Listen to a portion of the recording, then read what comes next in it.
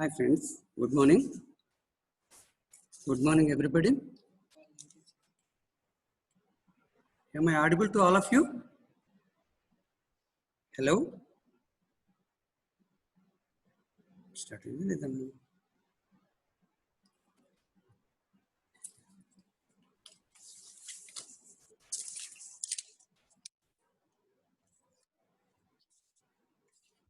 Hello friends.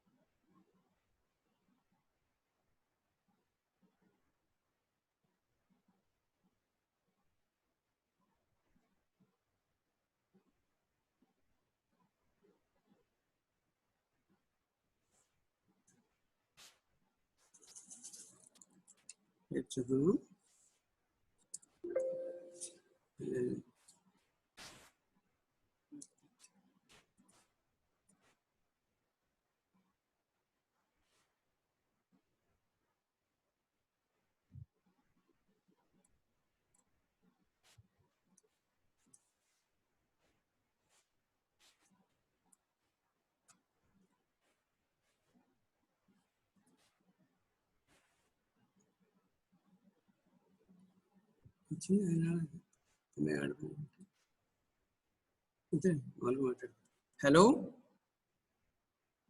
Hello? Yes, sir. Yes, sir.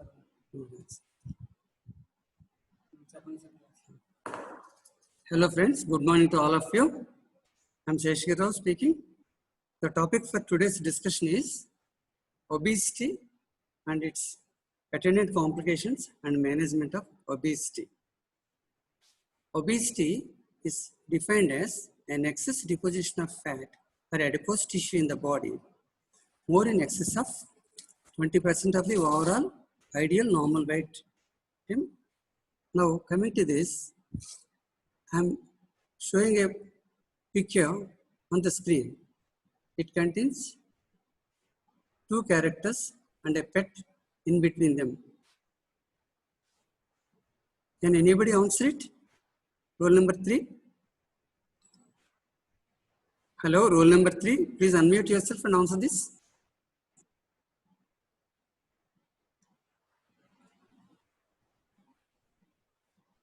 Hello? Hello?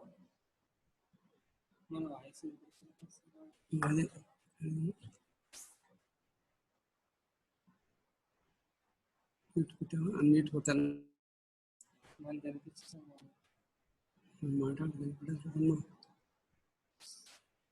Stop sharing. Answer. Research.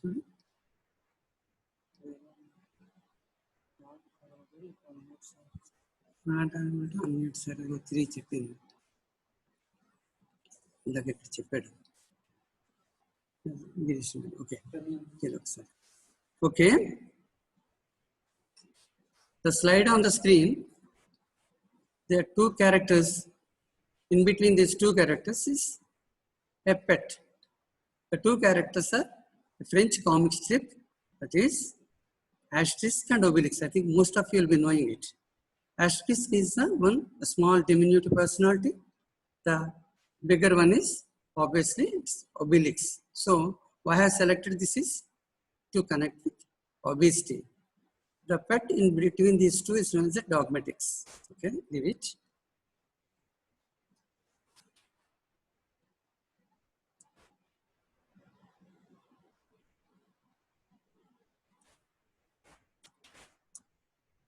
Hello.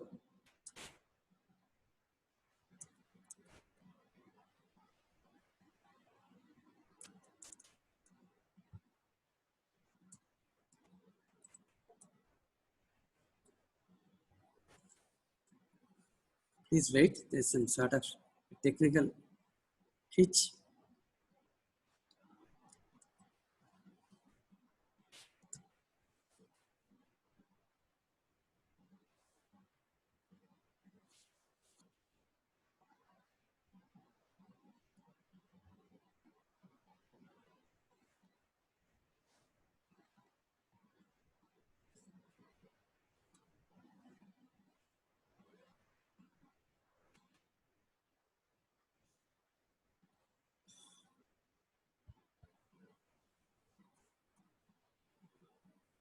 What's the importance of selecting obesity for today's topic is, obesity is assuming pandemic proportions involving most of the countries in the world, and the relevance to India is, India occupies third place next only to US and China.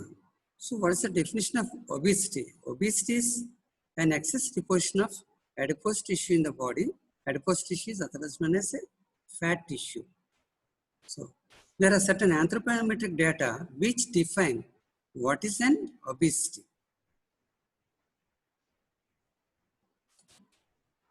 Slide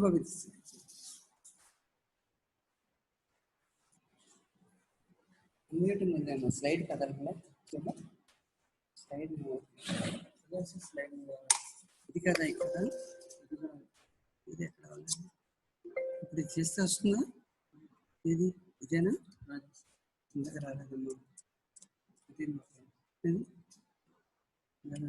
ఇలా మూసుకోవాలను అంతే కదా. What is obesity? By definition, it's an abnormal accumulation of body fat, usually more than 20% or more over an individual ideal body weight.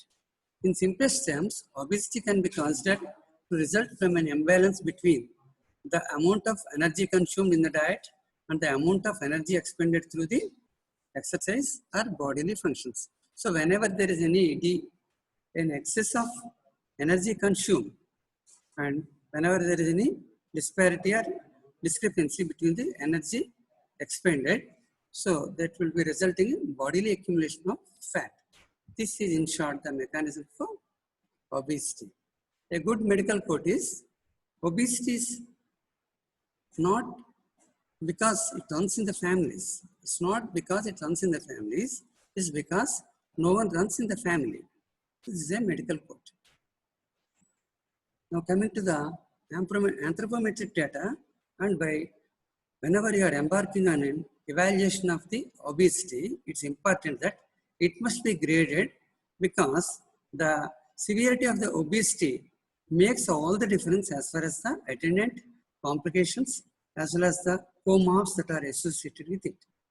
Sometimes BMI is taken into consideration. BMI is an yardstick wherein the body, BMI is otherwise known as a body mass index, where the weight of the body in kgs divided by height metered square. So the expressed unit is kgs by height in meter square. So the thing is, it ranges from 18.5 to more than 40. So less than 18.5 body mass index is known as an underweight individual. So healthy range is varying from 18.5 to 24.9 kgs per meter square. So this is a healthy range. Now comes the overweight range. Most of the people are obese. Before that, people will be overweight, growing into obesity grade 1, grade 2, extreme obesity. Overweight is anything between 25 to 29.9 is a grade 1 obesity. Overweight, wherein there will be increased incidence of co-morbs. Co-morbs are in the form of an attendant diabetes mellitus, or an increased impaired glucose tolerances, impaired glucose tolerance, and hypertension and other vascular events and coronary artery disease. So overweight is 25 to 29.9 kg per meter square. Now the next grade is obesity. This is the today's topic, wherein a BMI between 30 and 34.9 is known as grade 1 obesity. Most of the people fall in this grade, and The attendant risks, I told you just now, are high in this range. Now coming to the next grade, that is obesity grade 2. That's between 35 and 39.9. The incidence of COMAPS is very high. The next grade is extreme obesity, that is more than 40 kg per meter square is grade 3 obesity. The risks and the COMAPS, the incidence will be very, very high. An extreme obesity more than 40 kg per meter square is known as morbid obesity. Why this morbid obesity is important is, morbid obesity is one condition which will be having attendant cardiovascular morbidities as well as cerebrovascular events. Here comes the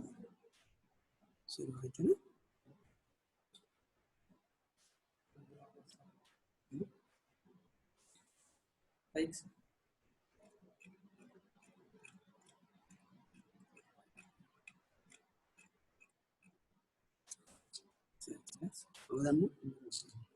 Here are some of the systemic complications or comorbidities associated with obesity, starting from cardiovascular system, hypertension, congestive heart failure, a cor pulmonary, varicose veins, pulmonary embolism, coronary artery disease, I already told you, are some of the commonly associated comorbidities. Coming to respiratory system, dyspnea on exertion or even without dyspnea, breathing difficulties, apnea syndromes, the obstructive sleep apnea, OSA, hyperventilation syndromes, the Pickwickian syndrome, and asthma. Coming to the endocrine disorders, metabolic syndromics, type 2 diabetes, IGT, dyslipidemia, polycystic ovary disease are some of the endocrine problems. Next comes the GIT. In the GIT, manifestations are COMAPS. Gastroesophageal reflux disease is one. NAFLD, otherwise known as non-alcoholic fatty liver disease, polylithiasis, hernias, colonic cancer are some of the diseases associated with obesity. Musculoskeletal, hyperemia and gout, immobility, OA, low backache, carpal tunnel syndrome, and other arthralgias. In the genitourinary syndrome, urinary stress incontinence, obesity-related glomerulopathy, sometimes malignancies are also associated, and uterine cancer, pregnancy complications, people find it difficult to conceive when compared to their peers who are not so obese. Coming to the psychosociological factors, these are the most important things because psychological factors are most often associated with obesity in the form of a depression, low self-esteem or loss of self-esteem, body image disturbance, social stigmata, and people will be introvert and they will be withdrawn from the outside world, going further deep and deep into the depression. Coming to the neurological state, I told you strokes, idiopathic intracranial hypertension, neuralgia parasitica, dementia, integument, that means skin and the connective tissue, striae diseases, acanthosis nigricans, and hidradenitis. Coming to the anthropometric data that are there are 3 or 4 anthropometric data that make a diagnosis or a clinical diagnosis of obesity. Number 1, I told you just now, the grading, and the yardstick is a BMI, body mass index. The next one is skin fold thickness, triceps skin fold thickness. By using or taking the help of a calipers, you will be measuring the skin fold thickness. When it is more than 20 millimeters in a male or more than 30 millimeters in a female, it is suggestive of obesity. Coming lower down in the abdomen, when you go for the waist circumference is midway between the infracostal margin and subcostal margin and the highest point of iliac crest, or a rough guide is belly button or at the level of the umbilicus. When you take it, it will be around In a male, it will be usually 92 and the females 84. If it is more than 1 or 2 in the males and 188 in the females, it will be significant for an increased waist circumference. Now comes the hip circumference. Hip circumference is taken at the widest point between the buttocks and the hip. This is also measured similarly, wherein the hip ratio, waist hip ratio should be less than 0.8 in females, and in the males it should be less than 9. Anything more than 1 is significant of obesity. This is a tape. All of you can see this. This is a spring tape. Taken care of it, and with this you can measure the circumferences, abdominal circumference and the waist hip, and the division of this waist circumference by hip circumference is the waist hip ratio. The ratio is less than 0.9 in the males and less than 0.82 in the females. Okay, that's about these anthropometric data.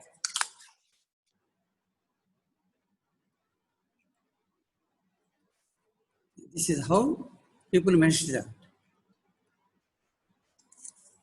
But what is the importance of evaluation? What is the importance of this evaluation and management of obesity? Obesity is not a simple condition.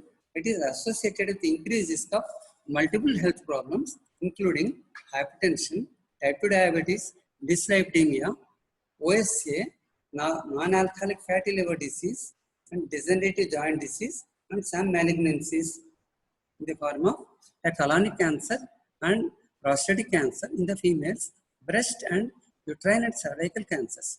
Thus, it is important for physicians to identify, evaluate, and treat patients for obesity and associated comorbid conditions. Evaluation. Physicians should screen patients in obesity and offer intensive counseling and behavioral interventions to promote sustained weight loss. Why this promoting sustained weight loss is, it is directed at the target is to correct the comorbidities, to catch them young and treat them young, thereby preventing a disease like coronary artery disease or a carcinoma in the elderly people. This I have already told you.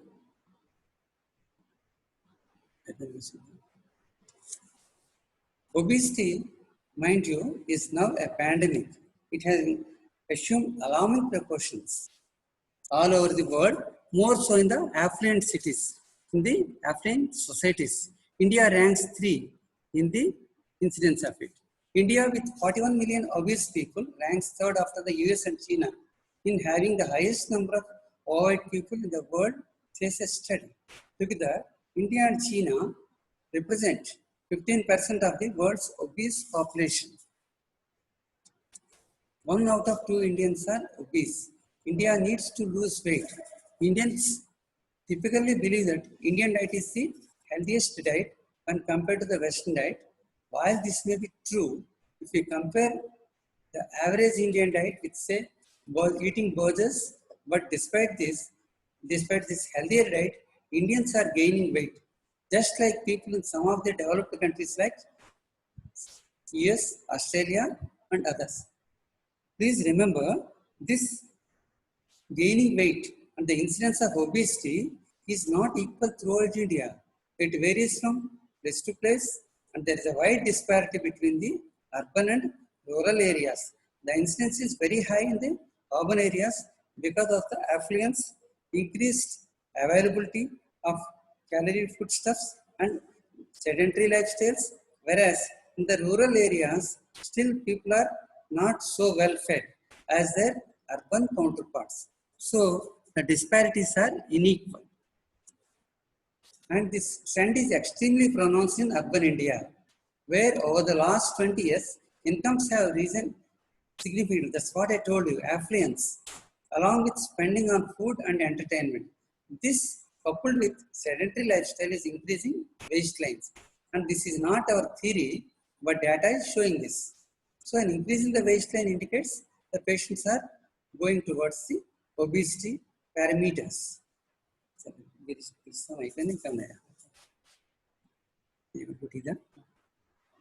Men and women are equally both initially, but women have a tendency to become overweight up to 2 years before men. So usually the peaking of this overweight and obesity in India is between 28 to 30 years.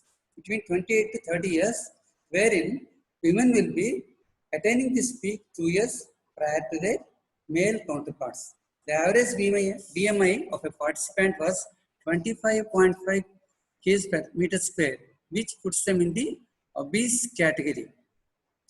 Actually, it's not obese, it's overweight. Okay. So, coming to the distribution of fat. The distribution of fat is not equal in all persons. It can be a central obesity or associated with visceral obesity, wherein the viscera will be bathed in the lipid tissues like the liver, the omentum, the other tissues in the or other viscera in the abdomen.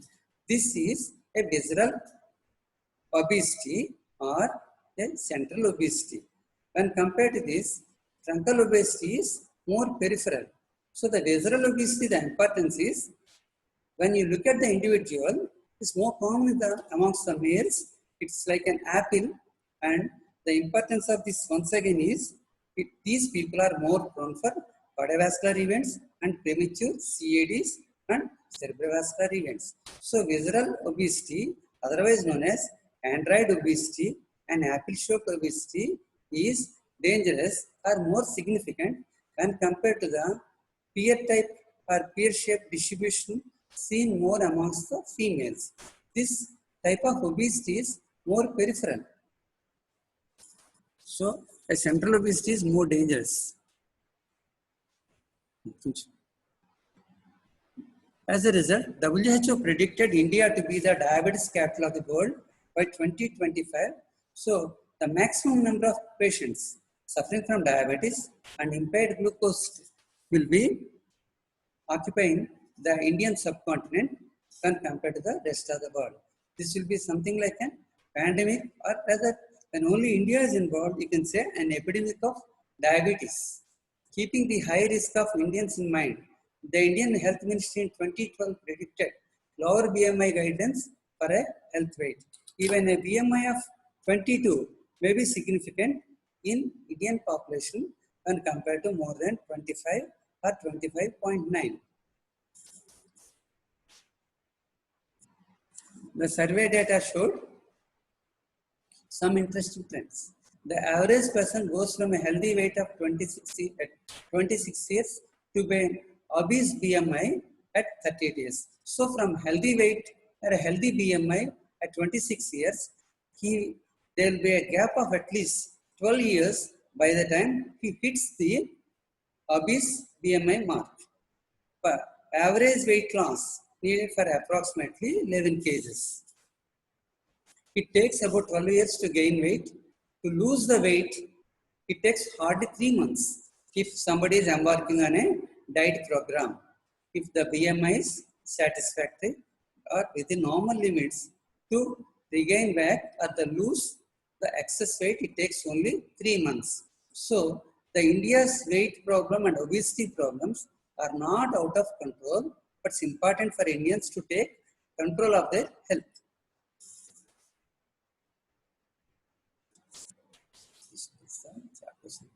India needs to lose weight. This slide highlights the 73% of the urban Indians are overweight and almost half the urban Indians are obese. Almost the maximum risk is between age 28 to 38 years. The highest gain is between these years, and the average BMI is around 25.5, wherein these people can attain the risk intervals are diabetes or hypertension. Average Indian needs to lose weight to get healthy, need to lose 11 kgs, and men, 1 in 5 men is extremely obese. In women, 1 in 7. So in the men, it is 37 years. In the females, 32 years to be in the average risk obesity. That's why women will be hitting the peak by at least 2 years in advance. According to WHO, World Health Organization, obesity is one of the most common and among the most neglected public health problems in both developing and developed countries. According to the WHO stats reports globally, 1 in 6 adults is obese and nearly 2.8 million individuals die each year due to either overweight or obesity. Obesity per se will not cause any mortality. The morbidity is more because of the attendant comorbidities. 90% of the people who develop type 2 diabetes will have a body mass index greater than 23. So, type 2 diabetes can occur at an early BMI or at a lesser BMI, say 23 here. The risk of getting type 2 diabetes is highest if the weight is gained during the childhood and there is a family history of diabetes caused by obesity. If a person is obese at the age of 40, his lifespan is shortened by 7 years because once again due to comorbidities. If somebody has obesity, the chance of developing high BP is up to 5 times greater when compared to someone who is of normal weight. 85% of those diagnosed with high BP have a BMI of more than 25. Increasing cholesterol levels are associated with weight increase above a BMI as little as 21. So dyslipidemias influence the comorbidities even at a BMI of or as little as 21. High cholesterol, elevated BP, and the presence of diabetes in turn lead to increased heart disease. These are some of the features of syndrome X or metabolic syndrome. So, obesity decreasing the parturition, the fertility patterns in the females. In women, 6% of those who are having obesity have trouble in conceiving, probably because of the obesity and maybe secondary to difficulties in labor. Even conceiving also delayed because of the associated hypothyroid disease and a PCOD, polycystic ovary disease, and even the child survival rate, the baby survival rate may not be that satisfactory or that equal to the normal counterparts because of the C-sections and death of the mother or preeclampsia. These things will influence the survival rate in the baby. Men are also affected. Usually, many people with an co-attendant diabetes will be complaining of lower infertility and then erectile dysfunction. They are also having a low amount of testosterone because of abdominal fat. So, obesity promotes or rather facilitates infertility. So, this is a slide projecting the patient who is having central obesity with having a cardiovascular problems. Coming to joint problems. Every pound of body weight places 4 to 6 pounds of pressure on each knee joint. That's why whenever any person takes a step forward or backward, he has to displace a weight of nearly 4 to 6 pounds each time he moves forward. He makes a move. Gout is also very common, and so is osteoarthritis. So, being obese could cause 10 types of cancers. The common is in the females, the breast cancer, the womb and the esophageal cancers, the cervical cancers. In the males, the prostate, the colonic cancers and pancreatic cancers, and sometimes even renal also are involved in the causation. Or obesity per se can make the individual more prone for incidence of cancers. So, this is a message. Obesity may soon overtake smoking as a principal cause of cancer. So, obesity influences carcinogenesis so much, it may soon overtake smoking as a principal cause of cancer.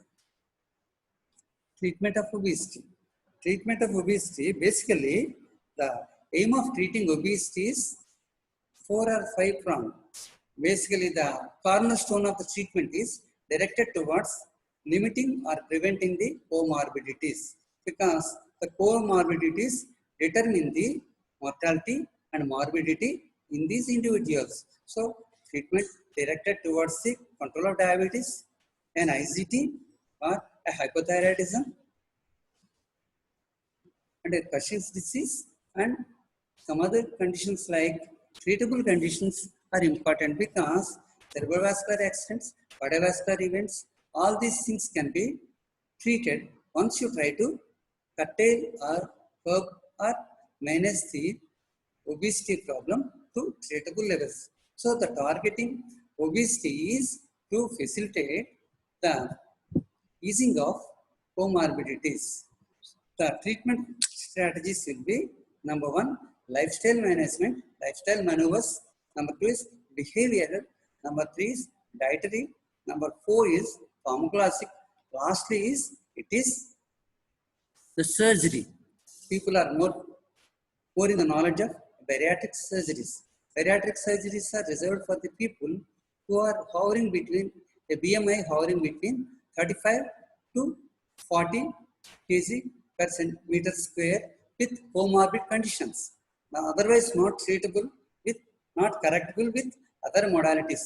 But the cornerstone of treatment of obesity is lifestyle modification first, then dietary advice, then behavioral modifications, then adapting to treatment or pharmacotherapy, and finally it is the bariatric or surgical maneuvers.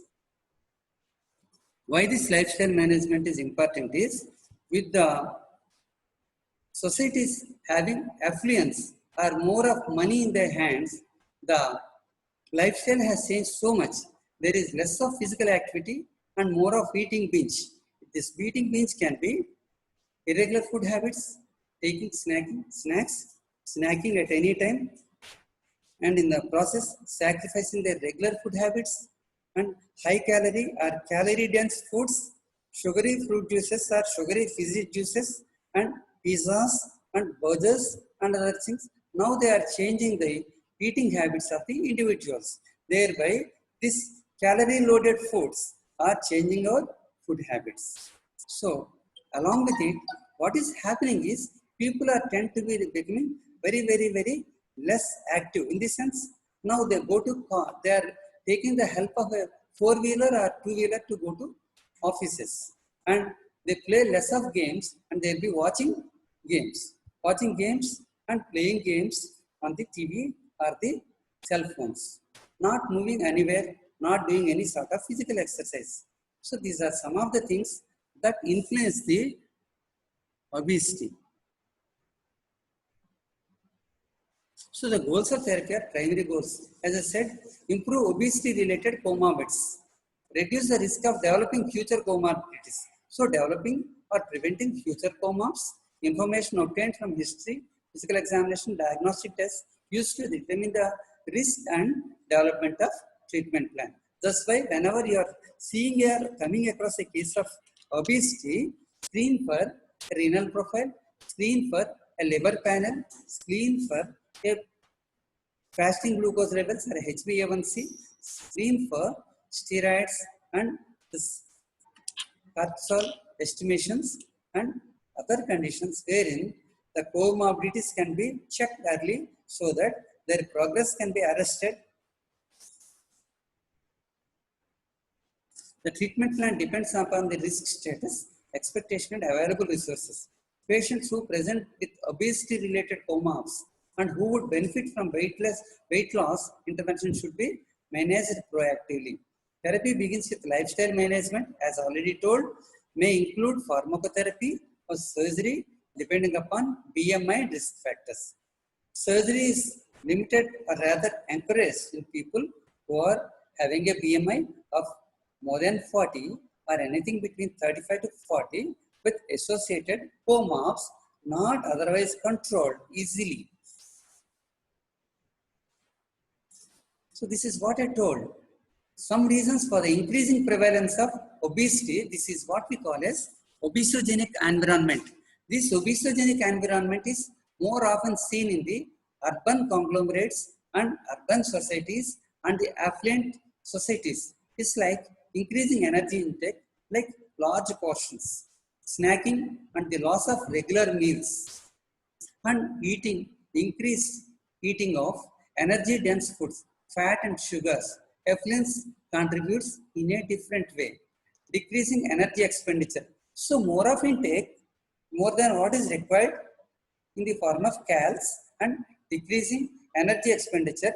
So expending little energy, like owning cars or more than one car. People are now owning one car per person nowadays, or even a two-wheelers. So people are sacrificing their walking habits. Even for a small shop nearby, they are going by vehicles. So this in turn helps in getting obese. Diminished walking to the school or work, going by the autos, or parents dropping to the school place is now it is harming the children indirectly. Automation, for everything now we are resorting to remote controls. We don't have the energy to go to the TV, near the TV, or switch off the lights, to switch off the TV. To switch off the TV, we resort to a remote. Even for lighting, switching or dimming or the dipping of the lights, people are having sophisticated lighting systems or Alexa, something like that. These things are facilitating our weight gains.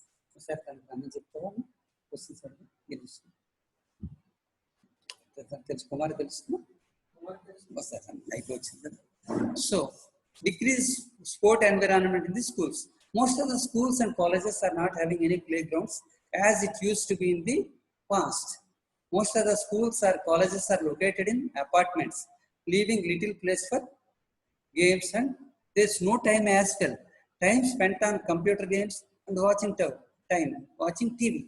Now people are playing games on the TV consoles or mobiles. Central heating increase. This central heating increase, what happens is when there is a cold environment, body will be shuddering, and this chill and cold will be contracting the muscles vigorously, thereby generating the heat. This is no more the case. So this increased central heating also decreases the loss of height. Now coming to potentially reversible. Potentially reversible. Potentially reversible causes of weight gain. Why these are important is, yes, these are the conditions are comorbid conditions that are easily treatable, and you can, once you control the obesity, simultaneously you can target the associated comorbids like a hypothyroid, a Cushing's, an insulinoma, a hypothalamic tumors, and drug treatments. Some of the drugs are obesogenic. That means they result in weight gains. Classical examples are insulin, the OHS like sulfonylureas, and the thiazolidine derivatives like pioglitazone. Atypical antipsychotics are olanzapine, sulfonylureas, I already told you. Pizotifin. Pizotifin is an antidepressant used in the treatment of migraine and cluster headaches. Glucocorticoids are steroids when they are used for a long time. Whatever be the cause, like a bronchial asthma or a nephrotic syndrome, that results in gain of weight because of the fluid retention, and sometimes they may resulting in fat deposition also. Sodium valproate, carbamazepine, these are some of the examples of anticonvulsants resulting in weight gain. Beta blockers also can result in weight gain. This slide is important because it is the how you manage a obesity case or an overweight case. Separate different modalities are given from 25 kgs per meter square to the peak is 40. Is it not? On the right side, it is 25, 30, 40, wherein BMI cutoff in the absence of comorbids. When the comorbids are not present, you can give a lean, say 25, 30, 40. On the other side, BMI cutoff is a little bit low because of the presence of comorbidities. As I already told you, 25 PMI, exercise, eating behavior modification, treat cardiovascular risk factors is enough. When you go to the next group, supervise low calorie diet along with the things that are mentioned in the lower down. That is exercise, increased exercise, decreased eating behavior modification, treat cardiovascular attendant risk factors. When you go higher up, say between 27 or 30 to 40, or 27 to 35, besides this, drugs can be instituted. After that, when once all these things are not resulting in a satisfactory weight loss, a satisfactory weight loss is defined as something like this. A loss of weight or a reduction of weight, 5% of the desired thing, or a 6 to 8 kgs weight loss associated with or observed during a period of 12 weeks. If you are not getting it, probably some people will be disgraced and they will be reverting to their original feeding habits along with eating binge. Some people, please remember, they take SGLT2 inhibitors like a cana, a DAPA and empagliflozins for using as weight reducing agent. It's not right. If people consume diuretics along with the EMPA, CANA and DAPA as weight reducing agents, it may result in serious problems because their mechanism of action is a diuresis along with glycosuria, but primarily SGLT2 inhibitors are not meant for weight or obesity reduction agents. They are meant for diabetic control or a glycemic control, but some people misuse it. That's why diuretics and the SGLT2 inhibitors are not the drugs of choice, rather they should not be used for weight reduction. This is a guide for optimum treatment. I told you the pyramid I have shown you just now. This is in a tabular form. You can see from 25 to 26.9 with MOPS or without co-MOPS, what is the treatment, and BMI category between 27 to 29.9, 30 to 34.9, above 35 to 39.9 and above 40. Above 40, surgery is indicated along with co-MOPS, even less, even 35 also with co-MOPS, surgery can be advised. This is exercises to be included. Exercises to be included are depending upon the communities where people live. It can be simple bicycling, speeding, jogging, walking, or subjecting the body to exercises like domestic work. Doing domestic work, exercising is in 150 minutes or anything between 90 minutes to 140 minutes a week. 10 minutes at a stretch for 8 days will be sufficient in some people. If you want to increase it, you can, yes, you can increase the exercise time. If somebody is having musculoskeletal problems, he cannot walk, he can't bike. The other things that are advised are, he can go for a swimming. Swimming is also a very good exercise. And similarly, people can go hiking the mountains or walking hills, trekking, going on vacations, going on trials. These are some of the things. Simple daily, day-to-day home course will be sufficient. In the Western societies, people will be doing carpet cleaning and lawn mowing. These are also very good exercises. So this is how one expends the energy or one tries to lose the excess calories, besides curtailing the calories that are taken in excess. So coming to drug therapy, there are so many drugs that are there. Some are tried, some are taken off the shelf because of the attendant complications or attendant problem. Some of the drugs are available in India, some of them are not available in India, some are disgraced. Government has banned them. There are broadly two groups. One is locally acting intestinal agents that prevent the absorption of fat from the gut. They are locally acting. The other group is a broad group which is very much used in the Western society. That is the anorexic agents, the anorexians. These mechanisms is either they increase the satiety or decrease the hunger. So some drugs, they increase the satiety. When once an individual is sated, he doesn't feel like taking some more food. When once the hunger is curtailed or decreased, he doesn't feel like taking any more food. So these are the drugs having attendant neuropsychiatric complications. They are not very much encouraged and they are fraught with problems.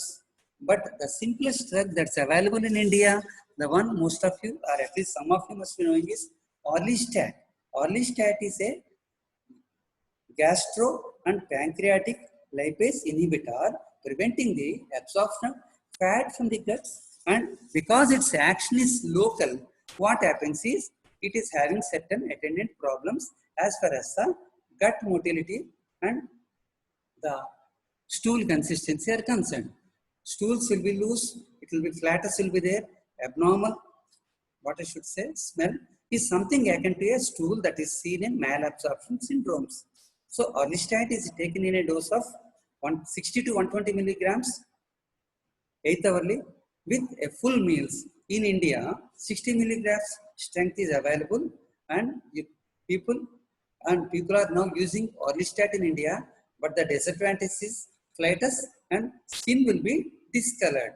So this is some of the disadvantages with Orlistat. Please remember, whenever Orlistat is taken, it will result in a depletion of fat-soluble vitamins. So the most of the fat-soluble vitamins, because their absorption is prevented, if people take Orlistat right and left, irregular timings, what happens is they will be having attendant malabsorption syndromes or vitamin deficiencies.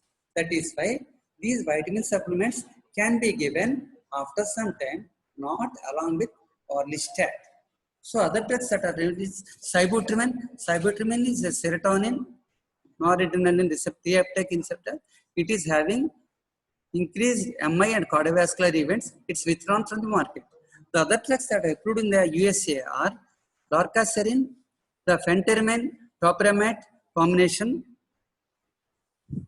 Ramonabant, and these are the drugs that are available in the US. Some of them are banned in the Europe. The topiramate combination phentermine is, the topiramate is an anti-epileptic drug. It's by chance, its anorexiant properties discovered. So people are using it in combination with phentermine plus topiramate. It's tried. It is also having its disadvantages in the form of a dry mouth, constipation. These are some of the side effects that preclude the use of topiramate and phentermine. The other drug that can be tried and its cost is very prohibitive is a liraglutide, a GLP-1 agonist. So this is a liraglutide. Liraglutide is having a glucagon-like peptide agonist actions. It is the advantage with it is it can be tried in diabetes mellitus and even in ICT. But cost precludes or prevents it because 1 month's course of liraglutide, daily dose of 3 milligrams injectable, costs nearly $1,200 US. That means it's anywhere around 90,000 rupees a month. Whereas this Orlistat is much cheaper. It works out to be nearly $600 US, very much cheaper in India. Coming to surgery. Surgery is the last and the best choice is reserved for certain categories of people. And if people, I told you several times, between 35 to 40 BMI is surgery is a choice. That these are all basically diversion procedures. Of these things, the best procedure is Roux-en-Y surgery. This is a diversion or shortening procedure. Bariatric surgery is by far the most effective long-term treatment for obesity and it's the only anti-obesity intervention that has been associated with reduced mortality. It's usually reserved for those with severe obesity more than 40 BMI or those with a BMI 30 and significant complications such as T2DM, hyperlipidemia and OSCA.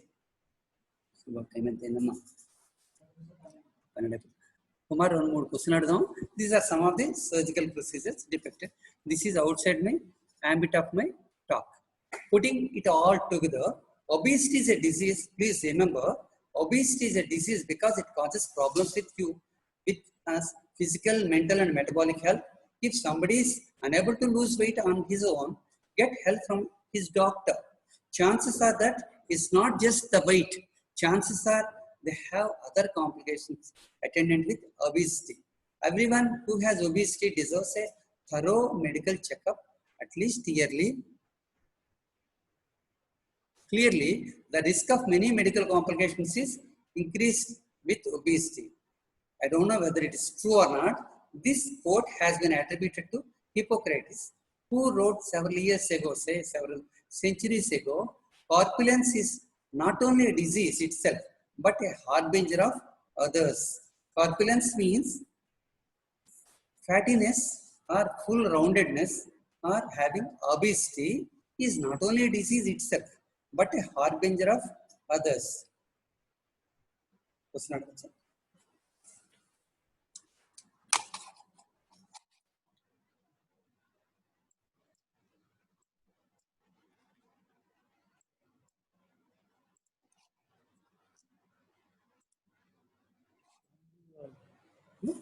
మీరు doubts ఉన్నాయి అడిగినా doubts ఉన్నాయా నాకు reply ఎవరిని అడగాలి మీరు డైరెక్ట్గా అడిగి అడిగానా roll number 118 hello roll number 118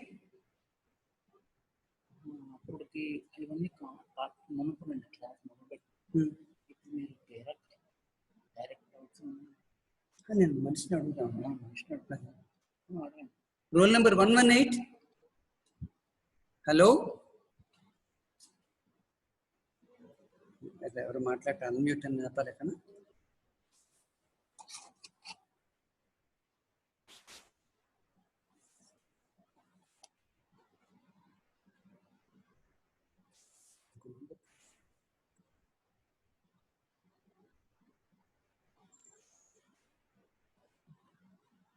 Must unmute him. అది ఇందాక పెట్టాడు కదా సార్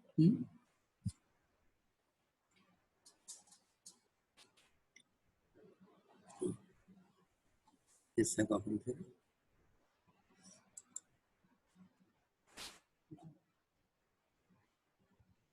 ఏమైంది Start video.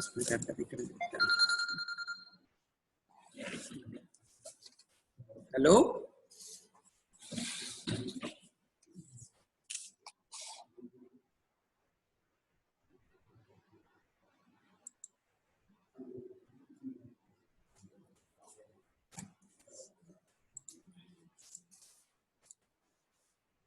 వదిలేండి పర్వాలేదు రావట్లేదు కదా నెక్స్ట్ స్లైడ్కి వెళ్ళిపోదాం స్లైడ్లో వెళ్ళిపోదాం ఇంకో స్లైడ్ ఉండిపోయింది సూర్యబాబు లాస్ట్ స్లైడ్ ఉంటుంది లాస్ట్ స్లైడ్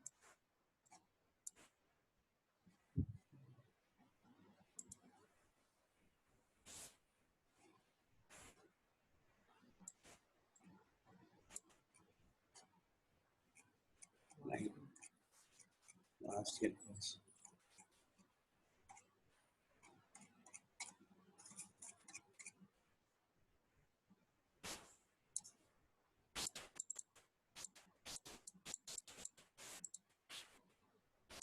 ఇది ఇక్కడికి ఇది పెట్టండి అవునండి దాని కొంచెం చిన్నది ఉంటుంది మ్యాజిక్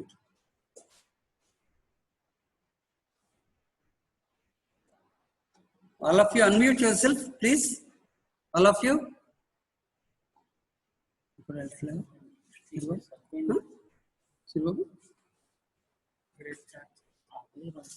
స్క్రీన్ మీరు మాట్లాడమనుకున్నారు I'm unable to unmute, sir. Unmute అవ్వట్లేదు. Okay. మనం చెప్పేద్దాం. All of you try to unmute yourself. On the screen, I have projected. పక్కలాగే Suryababu ఇది పెద్ద వచ్చేసింది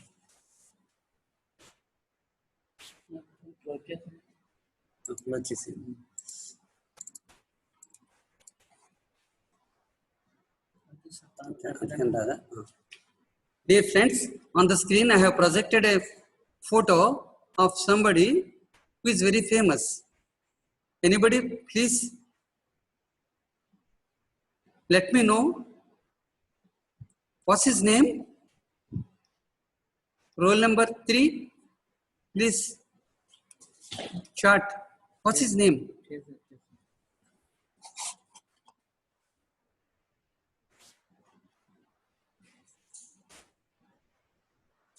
That is it only. Fassi, yes. Yes, it is Anthony Fasci. How it is pronounced? What way he is popular? Trump. Please, same person or anybody? 63. 63 ఇక్కడ పెట్టినట్టుంది కదా. Yes sir సరే అండి. Yes, roll number 63. How it's pronounced? Anthony Fasci. What is he famed for?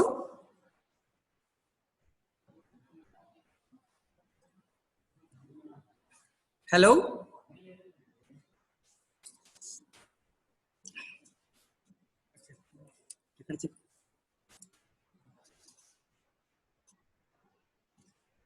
Yes, sir. Yes, sir. He is Anthony Fauci. Anthony Fauci is a famous American scientist. He is leading the American war against the current coronavirus. He was a wonderful person involved with the tirades of the battles against first the HIV, then the MERS, then the SARS, then the Ebola, and currently it's the COVID virus. He is the presidential advisor for last 5 administrations. He is Anthony Fauci.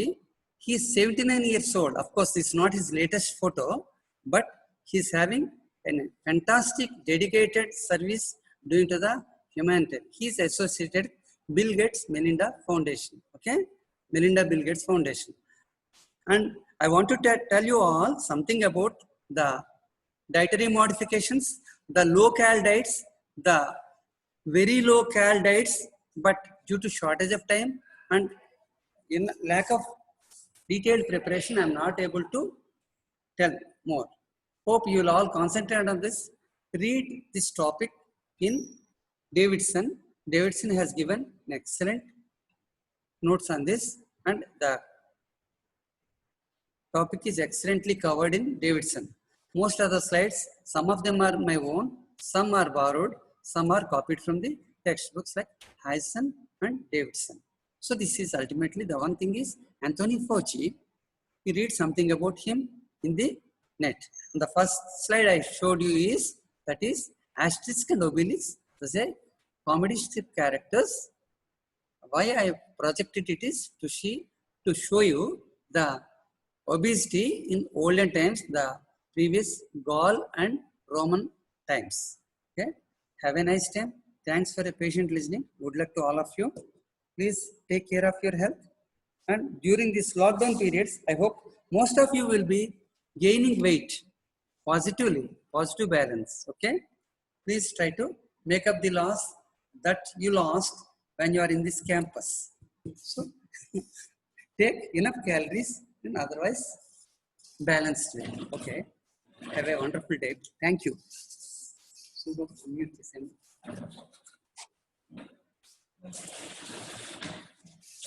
Sir.